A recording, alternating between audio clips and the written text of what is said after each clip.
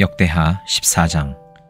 아비야가 죽어서 그의 조상들과 함께 잠드니 다윗성에 장사하였고 그의 아들 아사가 그의 뒤를 이어 왕이 되었다. 아사가 다스리던 10년 동안은 나라가 조용하였다. 아사는 주 그의 하나님이 보시기에 좋은 일, 올바른 일을 하였다. 이방 제단과 산당을 없애고 석상을 깨뜨리고 아세라 목상을 부수었다. 그는 또 유다 백성에게 명령을 내려서 주 조상들의 하나님의 뜻을 찾고 하나님의 율법과 명령을 실천하게 하였으며 또 유다의 모든 성읍에서 산당과 태양상을 없애버렸다. 그의 통치 아래 나라는 조용하였다. 주님께서 아사에게 평안을 주셨으므로 나라가 조용하였고 여러 해 동안 아무도 그에게 싸움을 걸어오지 않았다. 그래서 아사는 유다 지방에 요새 성읍들을 만들 수 있었다. 그는 유다 백성에게 말하였다. 이 성읍들을 다시 세웁시다. 성벽을 둘러싸고 탑과 성문과 빗장을 만듭시다. 우리가 주 하나님을 찾았으므로 주님께서 사방으로 우리에게 평안을 주셨습니다. 그래서 그들은 성읍들을 세우기 시작하여 일을 잘 마쳤다. 아사에게는 방패와 창으로 무장한 유다 출신 군인 30만이 있었고 작은 방패와 활로 무장한 베냐민 출신 군인 28만이 있었다. 그들은 모두 용감한 정예병이었다. 에티오피아 사람 세라가 유다를 치려고 100만 대군의 병거 300대를 이끌고 쳐들어와서 마레사에 이르렀다. 아사가 그를 맞아 싸우려고 나아가 마레사의 스바다 골짜기에 진을 치고 주 그의 하나님께 부르짖었다. 주님께서 돕고자 하실 때에는 숫자가 많고 적음이나 힘이 세고 약함을 문제 삼지 않으십니다. 우리가 주님을 의지하고 주님의 이름으로 이 무리를 물리치러 왔으니 주 우리의 하나님, 우리를 도와주십시오. 주님은 우리의 하나님이십니다. 인간이 주님을 이기지 못하도록 해주십시오. 주님께서 에티오피아 군을 아사와 유다 군 앞에서 치시니 에티오피아 군이 도망쳤다. 아사와 그를 따르는 군대가 그랄에 이르기까지 에티오피아 군대를 추격하여 무찔렀다. 에티오피아 군은 주님 앞에서와 주님의 군대 앞에서 패망하고 말았으므로 한 사람도 살아남지 못하였다. 유다 군은 대단히 많은 전리품을 얻었다. 주님께서 그랄 주변의 모든 성읍 백성들을 두렵게 하시니 유다군이 그 모든 성읍을 치고 약탈하였다. 그 성읍들 안에는 전리품으로 가져갈 물건들이 많이 있었다. 또 가축들을 지키는 자들의 장막을 덮쳐서 많은 양과 낙타를 사로잡았다. 그런 다음에야 예루살렘으로 돌아왔다. 15장. 하나님의 영이 오뎃의 아들 아사랴에게 내리니 그가 아사 앞에 나아가서 다음과 같이 말하였다. 아사 임금님과 온 유다와 베냐민은 제가 하는 말을 들으십시오. 임금님과 백성이 주님을 떠나지 않는 한 주님께서도 임금님과 백성을 떠나지 않으실 것입니다. 임금님과 백성이 그를 찾으면 그가 만나 주실 것입니다. 그러나 임금님과 백성이 그를 버리면 주님께서도 임금님과 백성을 버리실 것입니다. 이스라엘은 오랫동안 참 하나님이 없이 지내왔습니다. 가르치는 제사장도 없었고 율법도 없었습니다. 그러나 이스라엘이 어려운 일을 만나서 주 이스라엘의 하나님께 돌아와 그를 찾으면 주님께서는 그들을 만나 주셨습니다. 그때에는 세상이 하도 어지러워서 땅 위에 사는 모든 백성이 마음 놓고 평안히 나들이도 못하였습니다. 나라와 나라가 성읍과 성읍이 서로 치고 무찌르는 판이었습니다. 이것은 하나님께서 사람들이 온갖 고난 속에서 고통을 받도록 버려두셨기 때문이었습니다. 그러나 임금님과 백성은 기운을 내십시오. 낙심하지 마십시오. 임금님과 백성이 하는 수고에는 상급이 따를 것입니다. 아사는 이 모든 말 곧 오뎃의 아들 아사랴 예언자가 전하여 주는 예언을 듣고 용기를 내어 유다와 베냐민 온 지방과 에브라임 산간 지역의 점령지역 성읍에서 역겨운 물건들을 없애버렸다. 그는 또 주님의 성전 현관 앞에 있는 주님의 제단을 보수하였다. 그는 또 유다와 베냐민의 모든 백성을 불러 모으고 그들에게로 와서 함께 살고 있는 에브라임과 므낫세와 시므온 지파 소속의 백성도 모두 불러 모았다. 주 하나님께서 아사와 함께 계시는 것을 보고 이스라엘에서도 많은 사람들이 아사에게로 모여들었다. 그들이 예루살렘에 모인 것은 아사 왕 15년이 되던 해 세 번째 달이었다. 그날 그들은 그들이 가져온 전리품 가운데서 소 700마리와 양 7,000마리를 주님께 희생제물로 잡아 바치며 마음을 다하고 정성을 다하여 주 조상의 하나님만을 찾기로 하는 언약을 맺었다. 주 이스라엘의 하나님을 찾지 아니하는 자는 젊은 사람이든지 나이 많은 사람이든지 남자든지 여자든지 가릴 것 없이 누구든지 다 죽이기로 하였다. 사람들은 함성과 퇴납할 소리와 뿔납할 소리가 울려 퍼지는 가운데 주님께 큰 소리로 맹세하였다. 온 유다 백성은 이러한 맹세를 하는 것이 기쁘기만 하였다. 그들은 마음을 다해 맹세하고 정성을 다해 주님을 찾았으므로 주님께서 그들을 만나 주셨고 사방으로 그들에게 평안을 주셨다. 아사왕은 자기의 할머니 마아가가 혐오스러운 아세라 목상을 만들었다고 해서 태후의 자리에서 물러나게 하였다. 아사는 자기의 할머니가 만든 혐오스러운 우상을 토막내어 가루로 만들어서 기드론 냇가에서 불살라버렸다. 그렇다고 산당이 모두 제거된 것은 아니었지만 주님을 사모하는 아사의 마음은 평생 한결같았다. 아사는 자기의 아버지와 자신이 거룩하게 구별하여 바친 은과 금과 그릇들을 하나님의 성전에 들여놓았다. 이때부터 아사왕 35년까지 전쟁이 없었다. 요한계시록 4장. 그 뒤에 내가 보니 하늘의 문이 하나 열려 있었습니다. 그리고 전에 내가 들은 그 음성, 곧 나팔 소리와 같이 나에게 들린 그 음성이 이리로 올라오너라. 이 뒤에 일어나야 할 일들을 너에게 보여주겠다 하고 말하였습니다. 나는 곧 성령에 사로잡히게 되었습니다. 그런데 하늘에 보좌가 하나 놓여 있고 그 보좌에 한 분이 앉아 계셨습니다. 거기에 앉아 계신 분은 모습이 벽옥이나 홍옥과 같았습니다. 그 보좌의 둘레에는 비취욕과 같이 보이는 무지개가 있었습니다. 또 그 보좌 둘레에는 보좌 24개가 있었는데 그 보좌는 장로 24명이 흰 옷을 입고 머리에는 금 면류관을 쓰고 앉아 있었습니다. 그 보좌로부터 번개가 치고 음성과 천둥이 울려나오고 그 보좌 앞에는 7개의 횃불이 타고 있었습니다. 그 7 횃불은 하나님의 7 영이십니다. 보좌 앞은 마치 유리바다와 같았으며 수정을 깔아 놓은 듯하였습니다. 그리고 그 보좌 가운데와 그 둘레에는 앞뒤에 눈이 가득 달린 4 생물이 있었습니다. 첫째 생물은 사자와 같이 생겼고, 둘째 생물은 송아지와 같이 생겼고, 셋째 생물은 얼굴이 사람과 같이 생겼고, 넷째 생물은 날아가는 독수리와 같이 생겼습니다. 이 4 생물은 각각 날개가 6개씩 달려 있었는데 날개 둘레와 그 안쪽에는 눈이 가득 달려 있었습니다. 그리고 그들은 밤낮 쉬지 않고 거룩하십니다, 거룩하십니다, 거룩하십니다. 전능하신 분 주 하나님, 전에도 계셨으며 지금도 계시며 또 장차 오실 분이십니다 하고 외치고 있었습니다.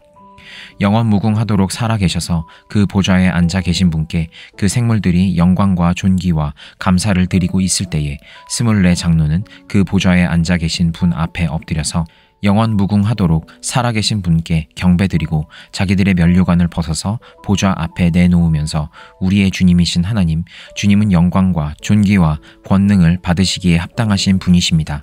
주님께서 만물을 창조하셨으며 만물은 주님의 뜻을 따라 생겨났고 또 창조되었기 때문입니다 하고 외쳤습니다. 학개 2장. 그해 7째 달 그 달 21일에 학개 예언자가 주님의 말씀을 받아서 전하였다. 너는 스알디엘의 아들 스룹바벨 유다 총독과 여호사닥의 아들 여호수아 대제사장과 남아있는 백성에게 전하여라. 너희 남은 사람들 가운데 그 옛날 찬란하던 그 성전을 본 사람이 있느냐? 이제 이 성전이 너희에게 어떻게 보이느냐? 이것이 너희 눈에는 하찮게 보일 것이다. 그러나 스룹바벨아, 이제 힘을 내어라. 나 주의 말이다. 여호사닥의 아들 여호수아 대제사장아, 힘을 내어라. 이 땅의 모든 백성아, 힘을 내어라. 나 주의 말이다. 내가 너희와 함께 있으니 너희는 일을 계속하여라. 나 만군의 주의 말이다. 너희가 이집트에서 나올 때에 내가 너희와 맺은 바로 그 언약이 아직도 변함이 없고 나의 영이 너희 가운데 머물러 있으니 너희는 두려워하지 말아라. 나 만군의 주가 말한다. 머지않아서 내가 다시 하늘과 땅, 바다와 무틀 뒤 흔들어 놓겠다. 또 내가 모든 민족을 뒤 흔들어 놓겠다. 그때에 모든 민족의 보화가 이리로 모일 것이다. 내가 이 성전을 보물로 가득 채우겠다. 나 만군의 주가 말한다. 은도 나의 것이요 금도 나의 것이다. 나 만군의 주의 말이다. 그 옛날 찬란한 그 성전보다는 지금 짓는 이 성전이 더욱 찬란하게 될 것이다. 나 만군의 주가 말한다. 내가 바로 이곳에 평화가 깃들게 하겠다. 나 만군의 주의 말이다. 다리우스 왕 2년 9째 달 24일에 주님께서 학개 예언자에게 말씀하셨다. 나 만군의 주가 말한다. 너는 제사장들에게 율법의 가르침이 어떠한지 물어보아라. 어떤 사람이 거룩하게 바쳐진 고기를 자기 옷자락에다가 쌌는데 그 옷자락이 빵이나 국이나 포도주나 기름이나 다른 어떤 음식에 닿았다고 하여 이러한 것들이 거룩하여 지느냐고 물어보아라. 학개가 물어보니 제사장들이 그렇지 않다고 대답하였다. 학개가 또다시 시체에 닿아서 더러워진 사람이 이 모든 것 가운데서 어느 것에라도 닿으면 그것이 더러워지는지를 물어보니 제사장들이 그렇다고 대답하였다. 이에 학개가 외쳤다.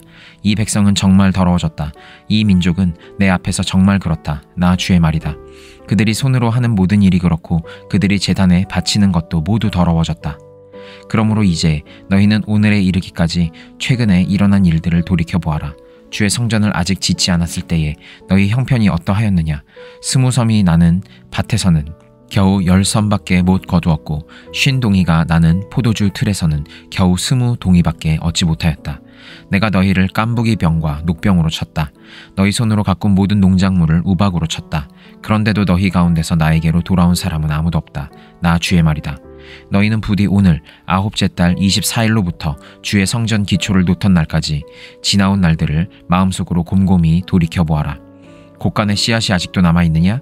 이제까지는 포도나무나 무화과나무나 석류나무나 올리브나무에 열매가 맺지 않았으나 오늘부터는 내가 너희에게 복을 내리겠다. 그 달 24일에 주님께서 다시 학개에게 말씀하셨다.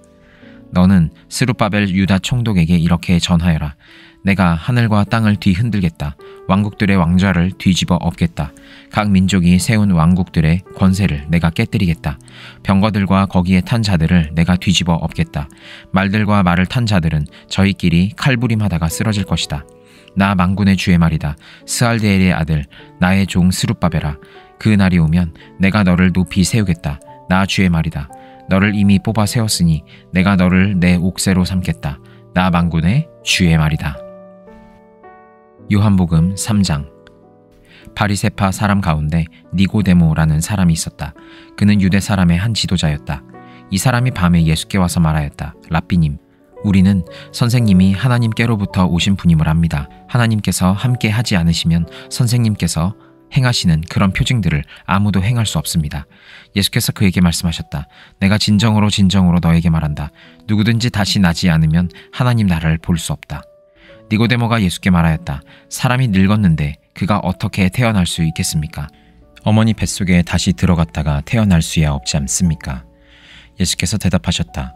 내가 진정으로 너에게 말한다. 누구든지 물과 성령으로 나지 아니하면 하나님 나라에 들어갈 수 없다. 육에서 난 것은 육이요 영에서 난 것은 영이다. 너희가 다시 태어나야 한다고 내게 말한 것을 너는 이상히 여기지 말아라. 바람은 불고 싶은 대로 분다. 너는 그 소리는 듣지만 어디에서 와서 어디로 가는지는 모른다. 성령으로 태어난 사람은 다 이와 같다. 니고데모가 예수께 물었다. 어떻게 이런 일이 있을 수 있습니까? 예수께서 대답하셨다. 너는 이스라엘의 선생이면서 이런 것도 알지 못하느냐? 내가 진정으로 너에게 말한다. 우리는 우리가 아는 것을 말하고 우리가 본 것을 증언하는데 너희는 우리의 증언을 받아들이지 않는다. 내가 땅의 일을 말하여도 너희가 믿지 않거든. 하물며 하늘의 일을 말하면 어떻게 믿겠느냐? 하늘에서 내려온 이 곧 인자밖에는 하늘로 올라간 이가 없다. 모세가 광야에서 뱀을 든 것 같이 인자도 들려야 한다. 그것은 그를 믿는 사람마다 영생을 얻게 하려는 것이다. 하나님께서 세상을 이처럼 사랑하셔서 외아들을 주셨으니 이는 그를 믿는 사람마다 멸망하지 않고 영생을 얻게 하려는 것이다. 하나님께서 아들을 세상에 보내신 것은 세상을 심판하시려는 것이 아니라 아들을 통하여 세상을 구원하시려는 것이다. 아들을 믿는 사람은 심판을 받지 않는다. 그러나 믿지 않는 사람은 이미 심판을 받았다. 그것은 하나님의 독생자의 이름을 믿지 않았기 때문이다. 심판을 받았다고 하는 것은 빛이 세상에 들어왔지만 사람들이 자기들의 행위가 악함으로 빛보다 어둠을 더 좋아하였다는 것을 뜻한다. 악한 일을 저지르는 사람은 누구나 빛을 미워하며 빛으로 나아오지 않는다. 그것은 자기 행위가 드러날까 보아 두려워하기 때문이다. 그러나 진리를 행하는 사람은 빛으로 나아온다. 그것은 자기의 행위가 하나님 안에서 이루어졌음을 드러내려는 것이다. 그 뒤에 예수께서 제자들과 함께 유다 지방으로 가셔서 거기서 그들과 함께 지내시면서 세례를 주셨다. 살렘 근처에 있는 에논에는 물이 많아서 요한도 거기서 세례를 주었다. 사람들이 나와서 세례를 받았다. 그때는 요한이 아직 옥에 갇히기 전이었다. 요한의 제자들과 어떤 유대 사람 사이에 정결 예법을 두고 논쟁이 벌어졌다. 요한의 제자들이 요한에게 와서 말하였다. 랍비님 보십시오. 요단강 건너편에서 선생님과 함께 계시던 분 곧 선생님께서 증언하신 그분이 세례를 주고 있는데 사람들이 모두 그분에게로 모여듭니다. 요한이 대답하였다. 하늘이 주시지 않으면 사람은 아무것도 받을 수 없다. 너희야말로 내가 말한 바 나는 그리스도가 아니고 그분보다 앞서서 보내심을 받은 사람이다 한 말을 증언할 사람들이다. 신부를 차지하는 사람은 신랑이다. 신랑의 친구는 신랑이 오는 소리를 들으려고 서 있다가 신랑의 음성을 들으면 크게 기뻐한다. 나는 이런 기쁨으로 가득 차 있다. 그는 흥하여야 하고 나는 쇠하여야 한다. 위에서 오시는 이는 모든 것 위에 계신다. 땅에서 난 사람은 땅에 속하여서 땅의 것을 말한다. 하늘에서 오시는 이는 모든 것 위에 계시고 자기가 본 것과 들은 것을 증언하신다. 그러나 아무도 그의 증언을 받아들이지 않는다. 그의 증언을 받아들인 사람은 하나님의 참 되심을 인정한 것이다. 하나님께서 보내신 이는 하나님의 말씀을 전한다. 그것은 하나님께서 그에게 성령을 아낌없이 주시기 때문이다. 아버지는 아들을 사랑하셔서 모든 것을 아들의 손에 맡기셨다. 아들을 믿는 사람에게는 영생이 있다. 아들에게 순종하지 않는 사람은 생명을 얻지 못하고 도리어 하나님의 진노를 산다.